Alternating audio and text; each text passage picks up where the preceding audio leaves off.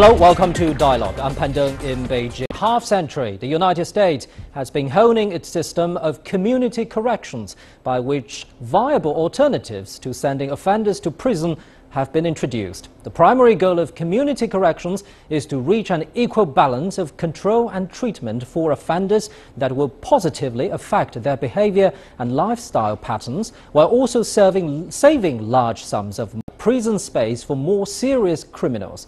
China has been experimenting with a similar system for the past 13 years. So how do the two countries differ in the way they treat offenders, and what can the two learn from one another? I'm happy to be joined in the studio today by Dr. Kevin Downey, President and CEO of Crosspoint, a non-profit corporation in Texas that provides residential facilities in the rehabilitation of persons with emotional and psychological problems, and Professor Guo Weihe, Director of the Department of Social Work and Social Policy at the China University of Political Science and Law. But before we get started, let's take a look at this. In 2003, China first launched tryouts of community correction, or serving a term outside of prison, in 6 cities and provinces, including Beijing and Shanghai. It extended the scheme to other parts of the country at the end of February 2015. Since the 2003 pilot program, a total of almost 2.5 million people have served their sentences in communities. And as of May 2015, nearly 740,000 people in China were serving sentences in community-based correction systems, according to official statistics released by the Chinese Ministry of Justice. Community correction attracted the public's attention following the abolishment of re-education through labour and labour camps at the third plenum of the CPC's 18th Central Committee held in November 2013. The re-education through labour system began in the 1950s, and from the 1980s its focus was expanded to include various forms of social deviancy. However, the system was widely criticised and had caused several highly controversial incidents in the last few years. Community correction has been regarded as a revolutionary innovation in the penal system, since it advocates that the goal of punishment should not be retribution and intimidation of criminals. Compared to imprisonment, community correction has many advantages, including saving resources, facilitating crime correction, and increasing protection for human rights. Later this year, laws on community correction will be reviewed by the National People's Congress Standing Committee, and Chinese authorities have vowed to carry out community correction in an all-round way and to upgrade its service. So let's get the discussions started. Gentlemen, we know that community corrections is such a complicated and professional topic for very common viewers of ours. So I'd like to start this discussion with common people's perspective, and then we'll get into legal technicalities of this matter. So let's start with China, Professor Guo. According to official data, China started this practice in the year 2003, and in its 13 years practice, 1.67 million people have received this service, and of them 1 million have completed it. So how successful do you think is China's community correction service? In general, we can say that now the experiment of the community correction is success. For example, we can use the indicator of the recidivism rate. Now, the Chinese community correction recidivism rate is very low, under the 1%. So compared to Western countries, this indicator is very, very low. So you think it's a tremendous success? Yeah. What about some shortcomings? Yeah, now our, the characteristic of Chinese community correction, it depends on the traditional administrative measure to control the offender in the community. So even though the indicator of the recidivism rate is very low, but according to the long-term success, maybe we have some uncertain the outcome. We should to evaluate the long-term outcome. Dr. Downey, so do you think the practice of community corrections in the United States is a success? And what's the evaluation system in your country? Well, we've made great progress in reducing recidivism. I do think that the renewed emphasis or increased emphasis on community corrections came about in large part actually just because of the cost of locking people up. But that said, we have, over the last many years, have worked so hard on coming up with evidence-based assessment tools and evidence-based intervention practices. And we are now moving to reduced recidivism, not as low as my good friend from China, but when we started this, the recidivism rate was about 40% of all offenders released from prison were back in prison in 36 months. But now with the help of cognitive behavioral intervention and other evidence-based practices, we're really making a difference in people staying out and being restored as citizens.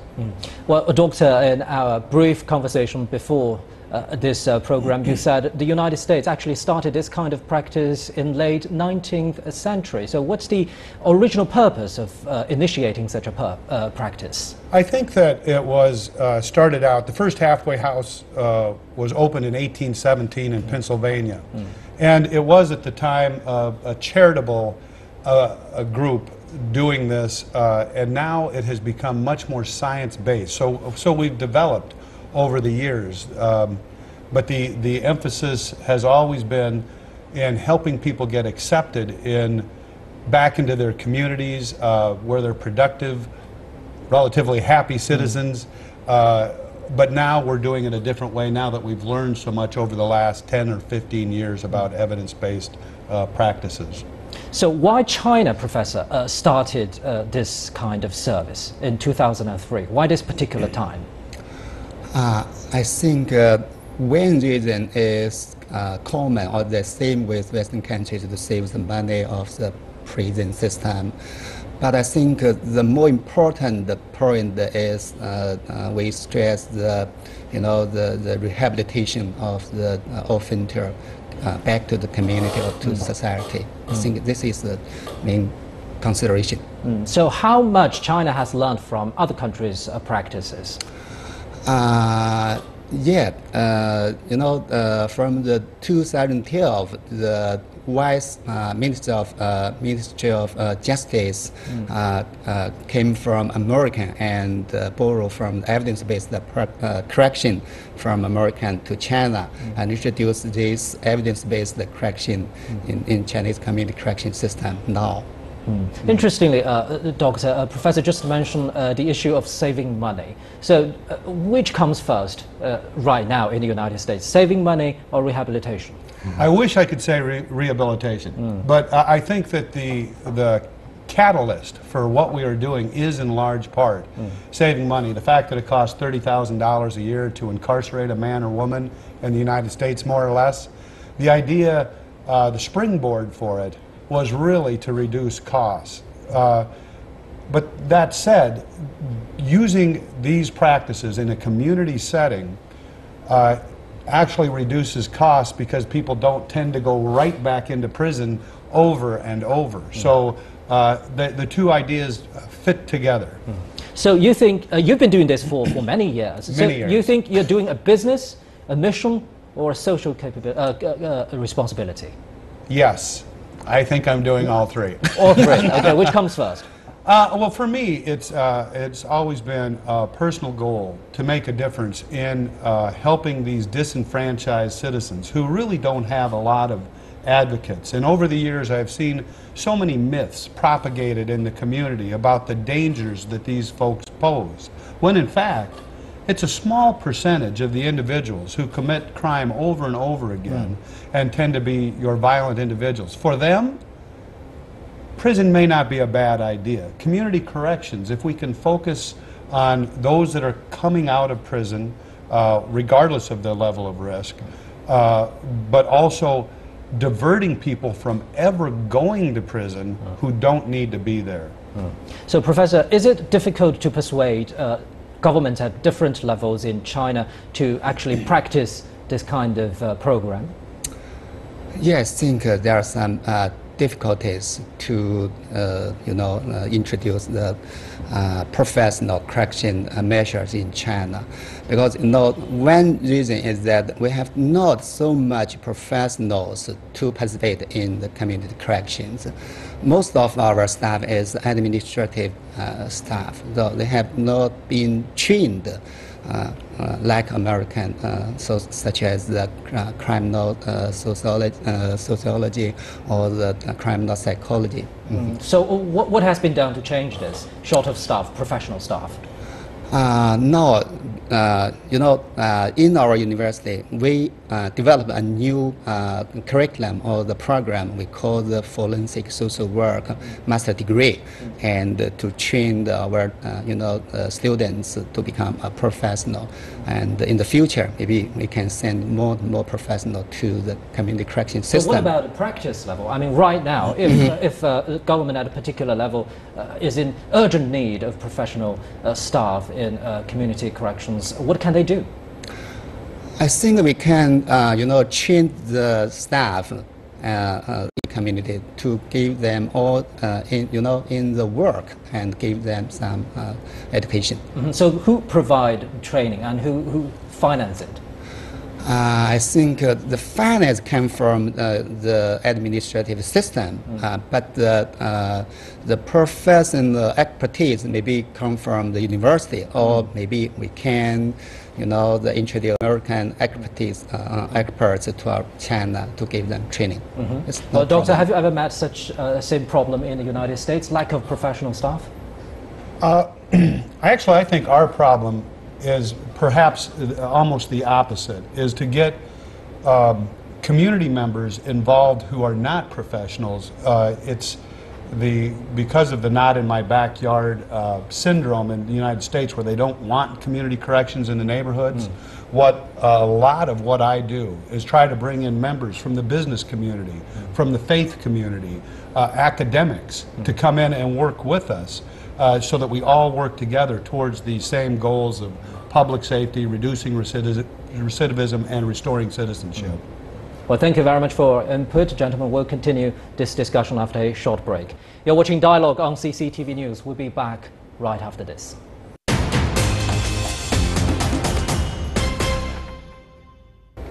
So let's continue our discussion on community corrections. Well, Doctor, you just mentioned this not in my backyard mentality. So how big role do you think culture or popular mentality plays in your operation?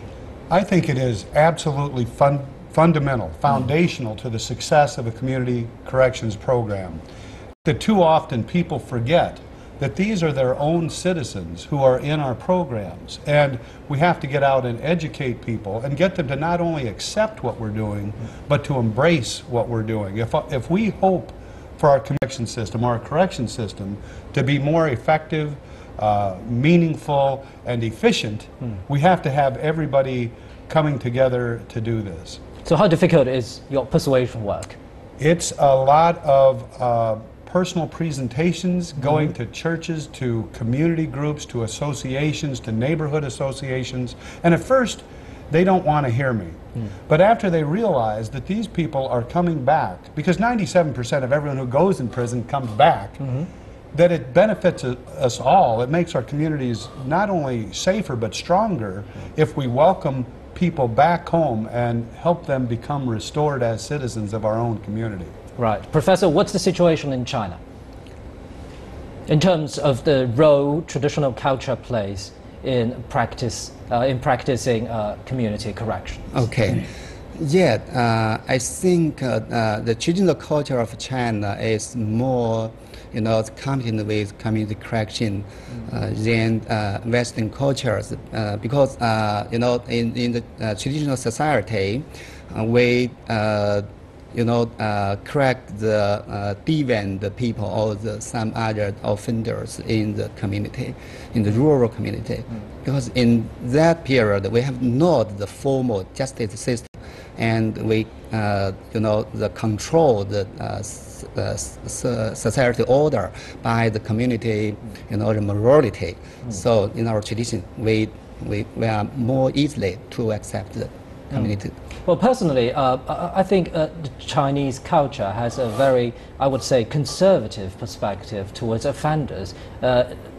Just look at the discussions on death penalty in China. So traditionally, people in China believed that an eye for eye, you pay for what you did. So how can you persuade these people in community? Yeah, I think this is a dialectic, the perspective about the community correction in the traditional cultures. On the one hand, more people can accept the deviant or the offender back to the community, but they blame them and condemn them to do the mistake or violate the law.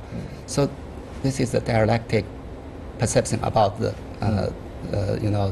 violation in the community. So can a community actually say no, that we don't welcome any offenders in our community? Can they do that in China? Yeah, they can say no, but according to the community correction implementation regulations, all the community should accept the community offenders, or should have the duty to help the community offenders in the community. Mm-hmm. What about the situation in the United States, Doctor? Well, the communities, by and large, have bought into some myths about what it means to have community corrections in their neighborhood or in their community.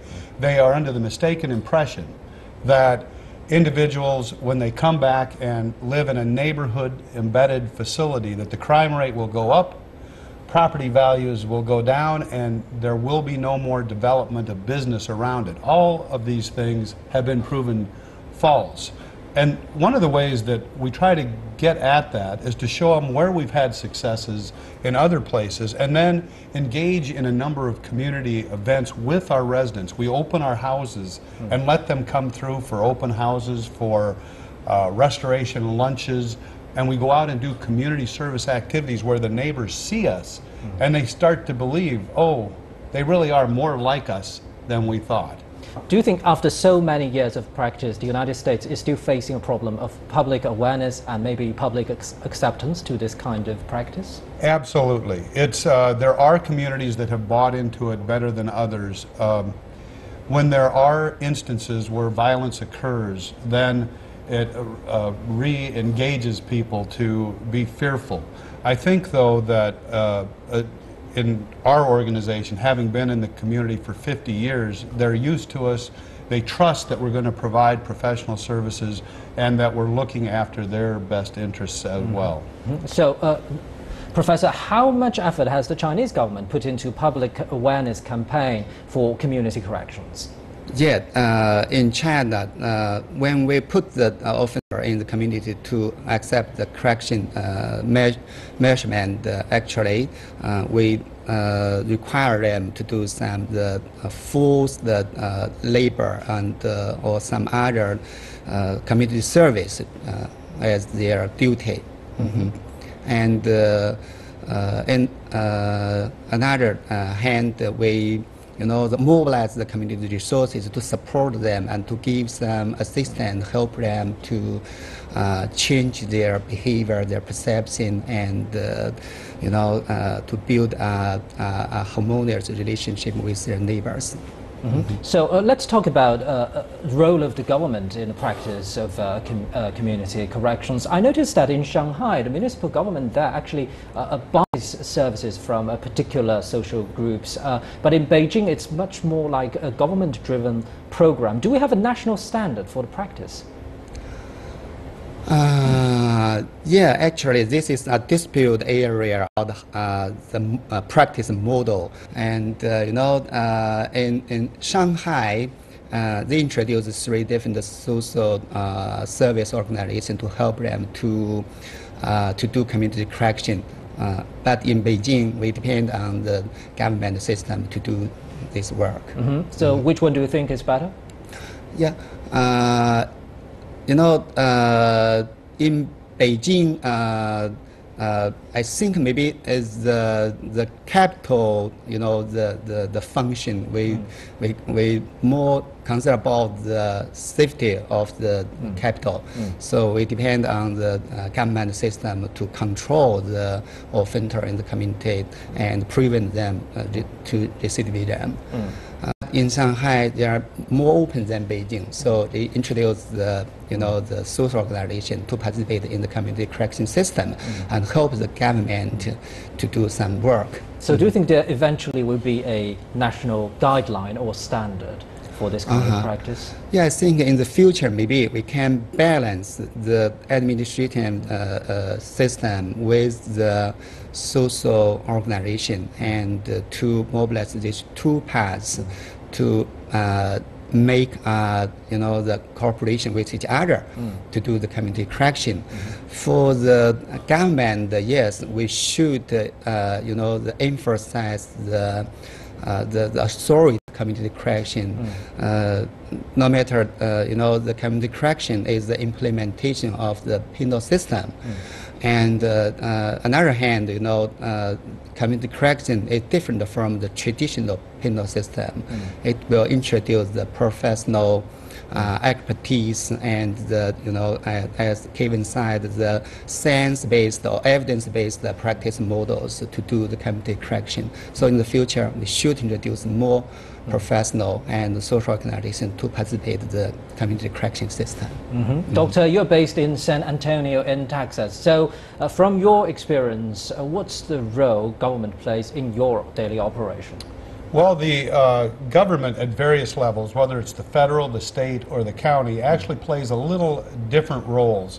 But one of the things that I think is important that they insist upon as a funder is that we adhere to certain standards around how we do risk assessment, how we do treatment, how we do our accountability procedures, the safety, the hygiene of the facilities.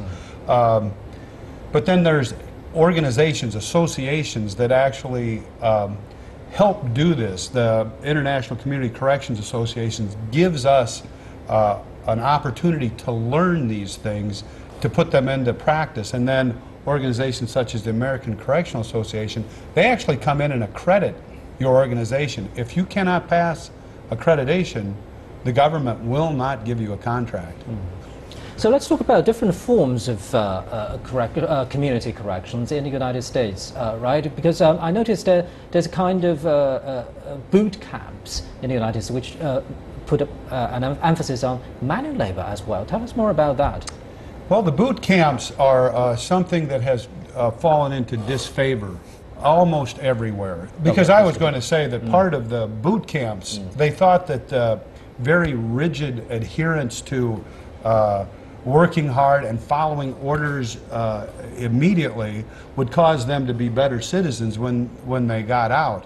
And actually, recidivism, Dr. Latessa from the University of Cincinnati did studies, and people who are boot campers, actually recidivism went up. And we've also seen studies where gangs would go and recruit people from boot camps because they were very physically fit, and they have a skill, maybe. They have and plus they're emotionally prepared to follow orders without question. So it was counterproductive on a number of levels. I don't still exist. So you think the future direction of community corrections will be more leaned to a soft approach? I wouldn't call it a soft approach. I would call it a graduated approach, where liberties, when a person first gets out of prison or is first diverted, are very, very limited, where they get out much more accountability, much more drug testing, very little freedom of movement. But it's a graduated system where they get more and more freedom. Because what we really need to do is move people from this formal institutional control to informal social control, because sooner or later they're just going to be living next to us, and the people that'll have control over them are going to be their wife and their pastor and their employer. So we have to move them in that direction. I think anything that we do that's different hurting us in the long run. So, gentlemen, when we talk about community corrections, eventually it will lead to the talking of the prison system. Do you think the two will actually develop in parallel, or they will intertwine, or maybe outgrow one another in the near future, Professor? Yes, I think maybe we should keep the balance between the prison system and community correction system. But in the short future. In China, maybe we should develop the community correction system because this is the short blank.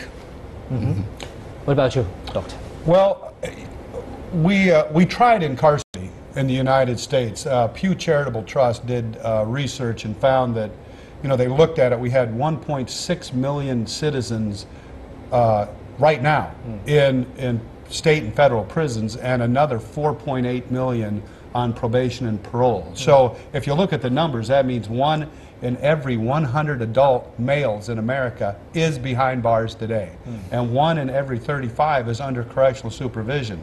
This doesn't make a lot of sense for us. So what I hope happens is that we begin to realize, even if it's money that drives us to economic decisions, that we start using prison really for those individuals that we have to defend ourselves against, that we put them in there and use community corrections for really almost all of the folks that we can, which is the vast majority, perhaps 70%, actually I think would do better in community correction than going to prison.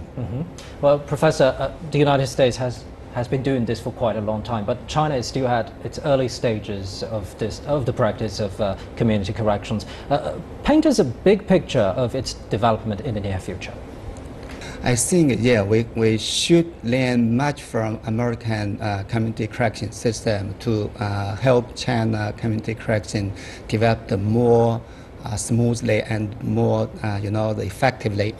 One is we should learn from them evidence-based correction method and introduce more, the rehabilitative and effective method to do the community correction in Chinese community system. I think, this is the most important thing we should learn in the now time. And maybe in the future, and we can, communicate with the American system to learn with each other. And in China we have our advantage from our, the tradition and from our community system, and we have more advantage in mobilizing the community people to participate, to support the offender in the community. Well, Doctor, what do you think is the near future, the big picture for community corrections globally? Well, I think that what we're doing here today makes a difference. The fact that I got to meet with Dr. Gao earlier and learn about China. And in 2010, at our International Community Corrections Association meeting in the United States, we had the deputy director of the Justice Research Institute come, and he was our closing speaker. That opened doors. We got to learn a little bit about China, and as a result, I got an intern, a master's degree student from Shanghai University who came and studied under us. I think globally, we just have to open dialogue such as this and in other ways so that we can all learn from each other's, not only our successes, but our failures. Yeah. Thank you very much, gentlemen, for your input. And that's it for this edition of Dialogue on CCTV News. I'm Pan Deng in Beijing. Bye-bye.